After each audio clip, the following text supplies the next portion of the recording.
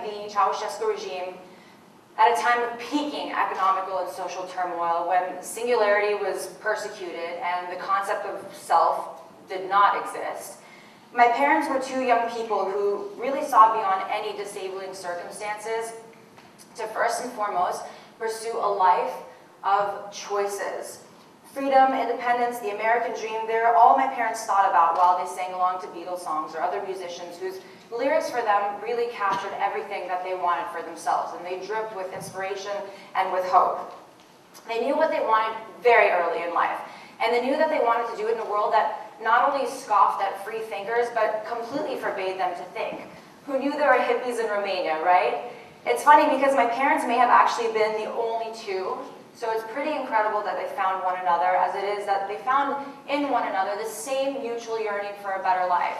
And what's even more amazing is that they both shared this unreal determination and dedication to work and create a life that would be better, a life that would offer them the opportunity to discover who they were. I could say that they were hippies after all, right? My dad was 23 years old and painfully aware of who he was and what it was he wanted.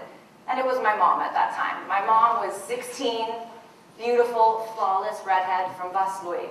Both of them refused to surrender to the political and the emotional demands of the time, and they promised each other in their own romantic hearts that they would support one another, build a family together in a world that would really offer the opportunity to truly realize your innermost desires and aspirations.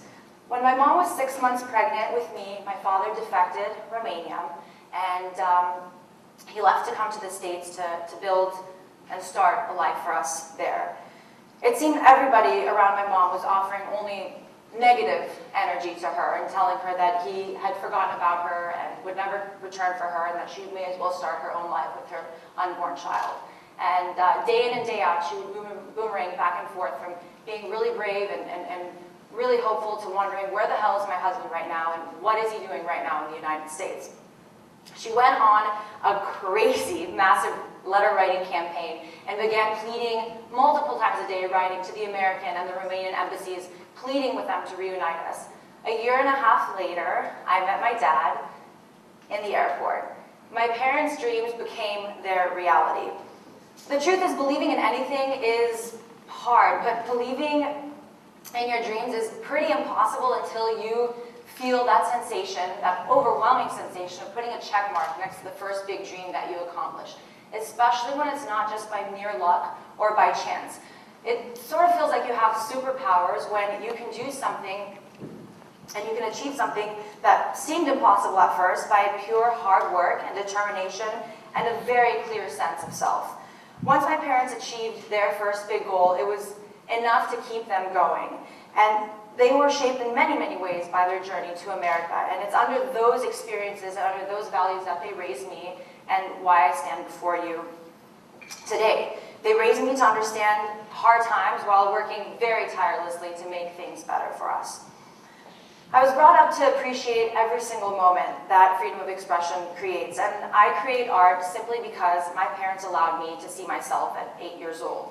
They also believed in themselves enough and what they had created to know that my talents and my successes were sort of an extension of their own coming to fruition. People were always saying, oh, isn't that a miracle? But I was raised to believe in the miracles that we create, and yes, the ones that do happen, like surviving childhood in a new country as a total freak. I was the girl who talked funny. I was the girl whose lunch bag arrived 10 steps ahead of me with my smelly Romanian salami sandwiches.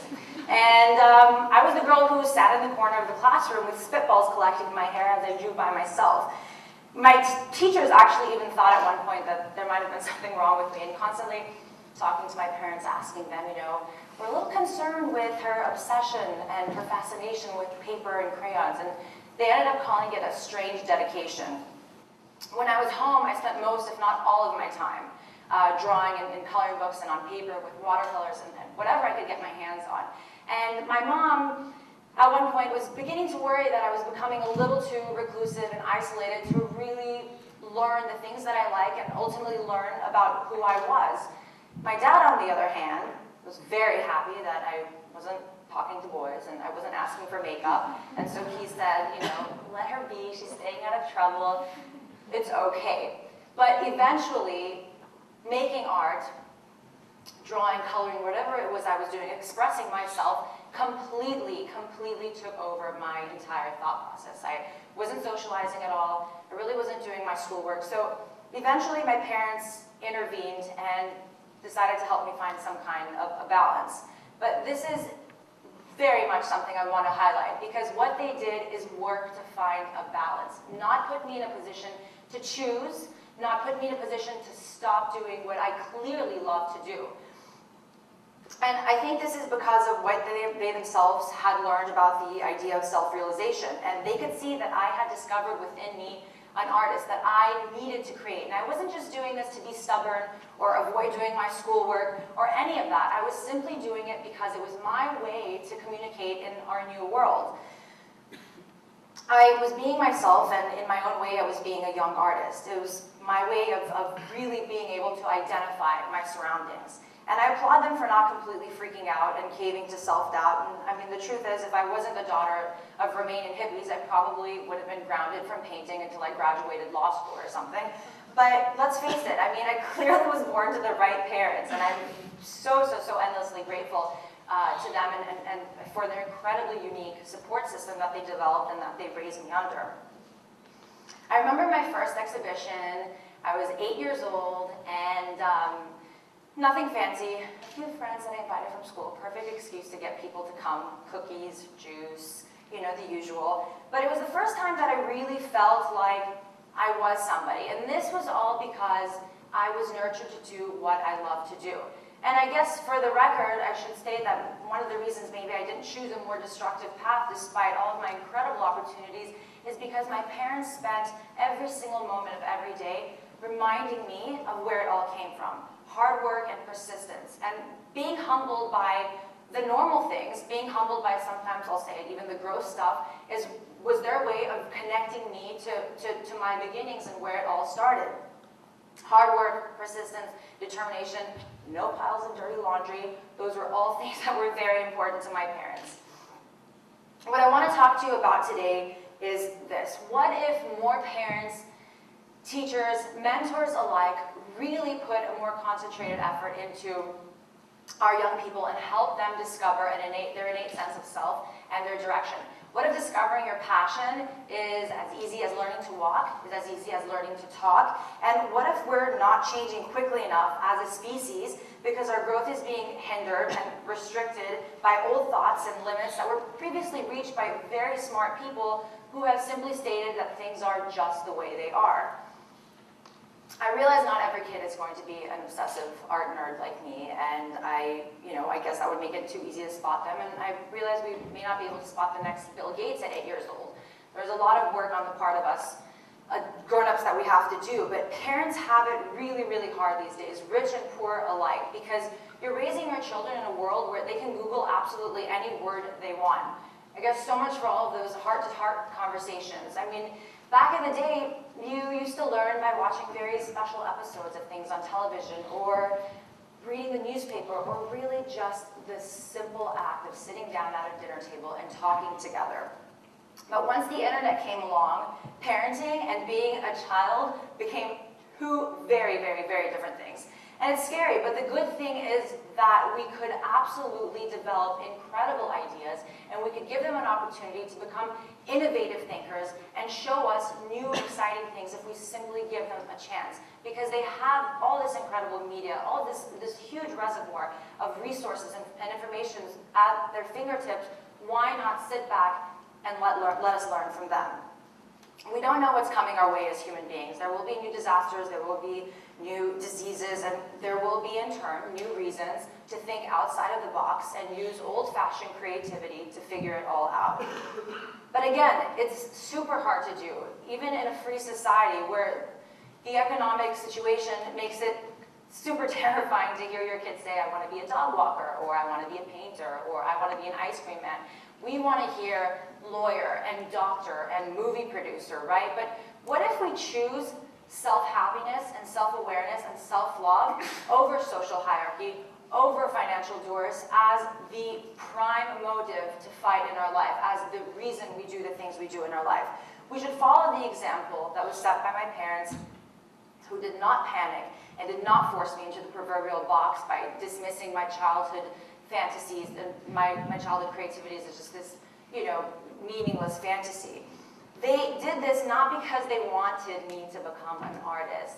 They did this because they believed it was possible. And their goal was simply to raise me to choose my own path and find my own happiness in that, whatever it may have been. The real bottom line in this is that the youth of today is going to grow up and be facing a great deal of struggle. And if we don't stop living in a fear-based society where we're forcing our kids onto the paths that are safer and the roads that are well-traveled, the miracles that lie on the roads that we have yet to discover will be completely impossible to grasp by minds that haven't been allowed to flourish. The routine and the familiar will become new and unfamiliar very, very soon. I believe it's time that we tear down this routine and that we start to examine the possibilities that we could create by really investing in the idea of creativity. Now, I'm not talking about creativity in the sense that I think most people refer to it as. I'm not talking about the act of making art. To me, it goes way, way, way beyond possession and the idea of an artistic talent. Creativity in and of itself is not a physical talent. It's a thought process, whereas talent is a skill.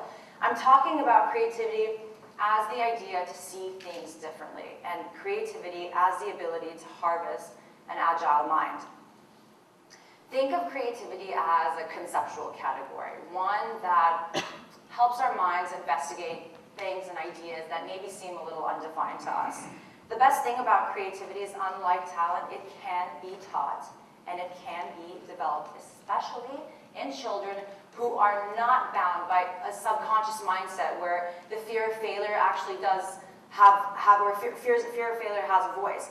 There's a great power in the young mind that still believes in the magic and in the wonder of possibility. And children have incredible capacities for innovation, for imagination, and we just need to stop shutting them down and listen to them.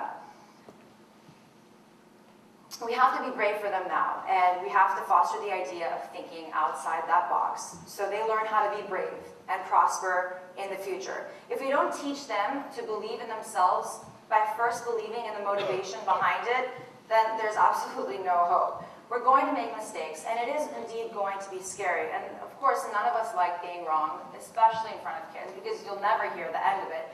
But if we're not prepared to be wrong, then we will never be able to do something original. And our future generations will be tied down by old fears for eternity, or until this planet cannot sustain life according to old standards.